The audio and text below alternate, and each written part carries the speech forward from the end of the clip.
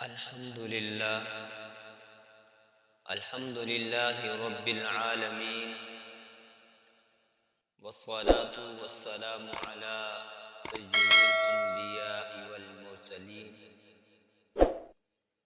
أما بعد، فأعوذ بالله من الشيطان الرجيم. بسم الله الرحمن الرحيم.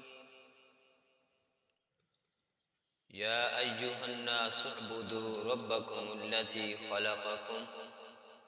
صدق الله مولانا العلي العظيم. إن الله وملائكته يصلون على النبي يا أيها الذين آمنوا صلوا عليه وسلموا تسليما.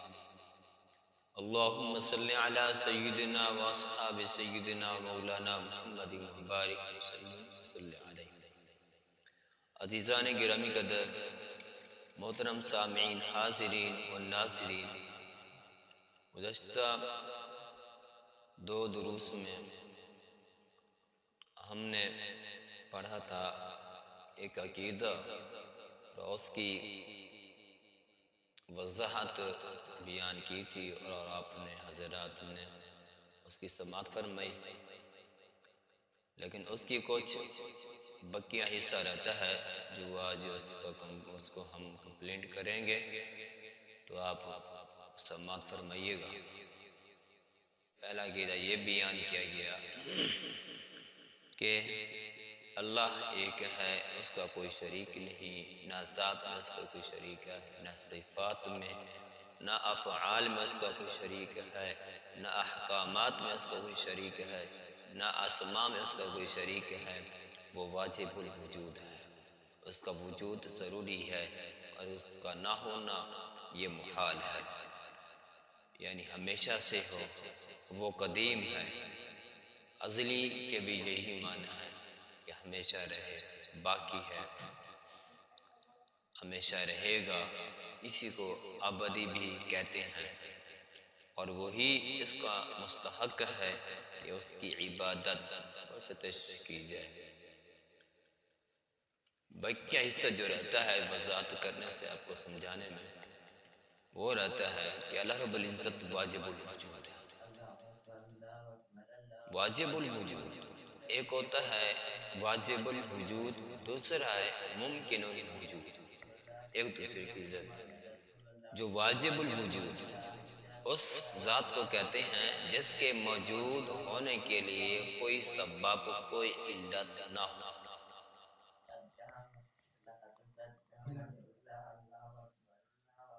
اور دوسروں کے وجود میں آنے کے لیے سبب بنے. تو وہ ذات اللہ رب العزت کے علاوہ کوئی نہیں.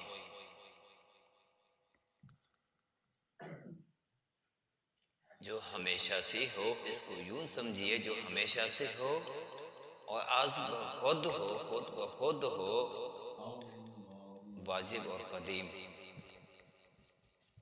تو اس کو کہتے ہیں واجب الوجود. اور دوسرا ہے ممکن الوجود. اس ذات کو کہتے ہیں جس کے موجود میں آنے کے لیے کوئی علت ہو، کوئی سبب ہو، کوئی وجہ ہو، تو اس کا وجود دنیا میں آیا، ظاہر ہوا. اس کو یوں بھی کہا جائے کہ جو پہلے نہ ہو، پھر کسی کے پیدا کرنے سے وہ اس کا وجود ہونا، موجود ہونا پایا جائے.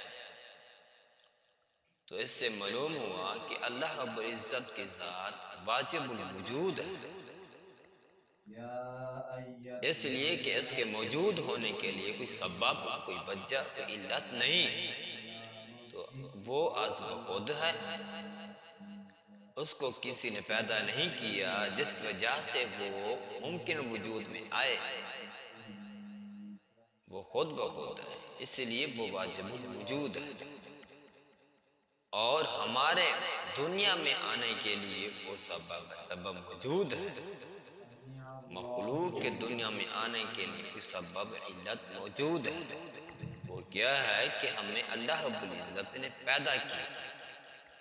یہی وجہ ہے کہ ہمارا وجود دنیا میں آیا، ہمارا وجود پایا گیا،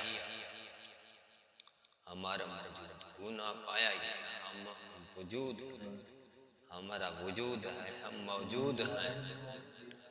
اس لیے ممکن مخلوق کیا ہے؟ ممکن الوجود، اور اللہ رب العزت کی ذات، خالق مالک کے حقیقی ذات وہ ہے واجب الوجود، اللہ رب العزت کی ذات واجب الوجود۔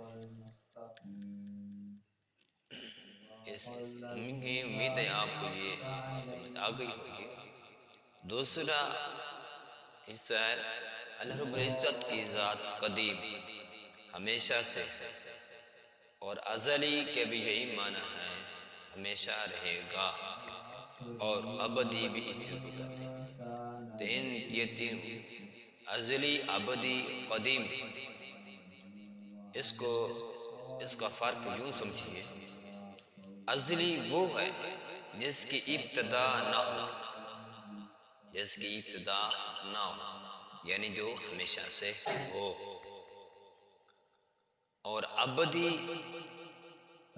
وہ ذات جس کی انتہا نہ ہو، ازلی وہ ہے جس کی ابتدا نہ ہو، جو ہمیشہ سے ہو، اس کی ابتدا بھی نہ ہو، اور ابدی وہ ہے جس کی انتہا نہ ہو، تو انتہا جس کی نہ ہو وہ ہمیشہ رہے گا،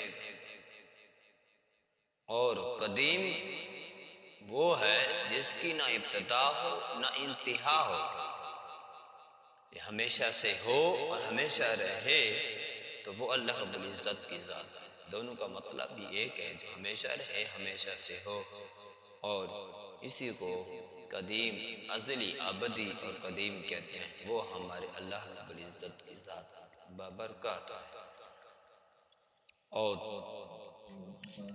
وہی اس کا مستحق ہے کہ اس کی عبادت کی جائے، اس کی پرستش کی جائے۔ اللہ رب العزت قرآن مجید کے اندر ارشاد فرماتا ہے، یا ایھا الناس اعبدوا ربکم الذی خلقکم، اے لوگو اپنے رب کی عبادت کرو جس نے تم کو پیدا کیا۔ ہم اللہ رب العزت کی عبادت کرتے ہیں اس لیے ہمارے رب نے ہمیں حکم دیا، میں نے تم کو پیدا کیا ہے، تم میری پوجا کرو، تم میری عبادت کرو، تم میری پرستش کرو۔ اور جو لوگ غیر اللہ کی پوجا کرتے ہیں، ان کو اپنا معبود مان کر عبادت کرتے ہیں، تو ان کے لیے یہی ہے کہ وہ اگر انہوں نے اس کو پیدا کیا ہے تو اس کی عبادت کریں، لا محالہ وہ مکھی تک بھی نہیں بنا سکتے۔ ہمارے رب نے قرآن پاک میں ہی فرمایا ہے، وہ مکھی تک بھی نہیں بنا سکتے، تو وہ انسان کو اور مخلوق کو کیا پیدا کر سکتے ہیں جو خود اپنی ذات کے بھی مختار نہیں۔ تو اس لیے اس کی عبادت کی جائے جس نے تم کو پیدا کیا۔ وہ ذات کون ذات ہے؟ وہ ایک ہی ذات ہے، اللہ وحدہ لا شریک له۔ تو اس نے ہمیں حکم دیا ہے، امر اللہ تعبدوا الا ایاہ، کہ ہم صرف اور صرف اسی کی عبادت کریں جس نے ہم کو پیدا کیا، جس نے تمام مخلوق کو، سب مخلوق کو پیدا کیا۔ عبادت کا لغت میں کہتے ہیں، عبادت معنی ہے لغت میں خشوع، خضوع، عاجزی کے ساتھ فرما برداری کرنا۔ اور علامہ سید شریف جرجانی رحمۃ اللہ علیہ، آپ کتاب التعریفات کے اندر ارشاد فرماتے ہیں، عبادت کا معنی ارشاد فرماتے ہیں، آپ فرماتے ہیں عبادت وہ ہے جو انسان نفس کی خواہش کے خلاف، نفس کی خواہش کے خلاف اپنے رب کی تعظیم کے لیے، اپنے رب کی عزت کے لیے، تعظیم کے لیے مکلف کا کوئی کام کرنا عبادت ہے۔ مکلف عاقل بالغ، مسلمان ہو عاقل بالغ، وہ جب کوئی رب کی تعظیم کے لیے کوئی کام کرے گا تو اس کو کہتے ہیں عبادت۔